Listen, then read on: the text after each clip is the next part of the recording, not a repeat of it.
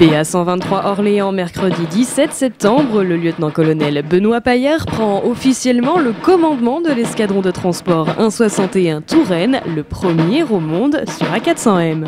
Mis en sommeil il y a 2 ans, l'escadron a été réactivé le 1er septembre dernier, une semaine avant l'arrivée du 5e A400M de l'armée de l'air française, remplaçant le mythique C-160 Transal. 38 personnes composent désormais le Touraine, dont 13 pilotes, 17 soutiers et 8 personnels au sol. Pilote dispatché en Angleterre à la Royal Air Force entre 2009 et 2013 sur C-130J Hercules, les connaissances et expériences du lieutenant-colonel Paillard s'avèrent d'un intérêt certain pour appréhender la 400M Atlas de l'armée de l'air. Le 130J est un très bon intermédiaire entre le C-130H que vous avez ici et la 400M, en cela parce c'est un avion, ce qu'on appelle glass cockpit. Il n'y a que 2 pilotes et un certain nombre d'ordinateurs qui présentent les informations aux pilotes sur des écrans à cristaux liquides, exactement comme dans la 400M. L'expérience que j'ai pu avoir sur 130J avec la Royal Air Force permettait de voir comment nous pouvions employer un avion à 2 pilotes seulement dans un contexte tactique et opérationnel en Afghanistan et dans tous les théâtres où j'ai été avec la Royal Air Force. Ça permet de vérifier que d'un avion ancien comme le Transal ou le 130H où nous avions 2 pilotes, un mécanicien navigant et un navigateur, nous pouvons maintenant faire des missions plus complexes avec seulement 2 pilotes qui utilisent les informations présentées et organisées par les ordinateurs de bord.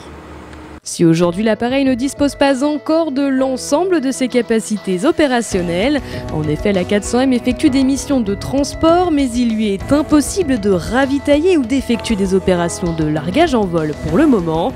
Il poursuit néanmoins ses expérimentations avec l'EMAT, cette unité du Centre d'expériences aériennes militaires, elle aussi stationnée sur la BA d'Orléans.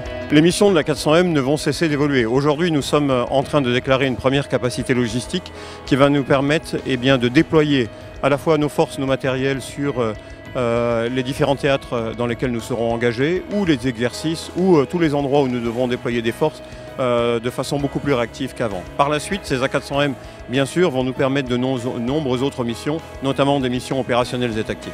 La prochaine capacité opérationnelle, c'est en 2015, avec des capacités de largage, de personnel, de matériel. Et puis ensuite, on va poursuivre avec des capacités encore plus tactiques dans les années à venir. L'avion de transport militaire tactique qui a obtenu sa certification militaire le 31 juillet 2013 a opéré une mission il y a de cela environ 15 jours, le 13 septembre dernier plus exactement.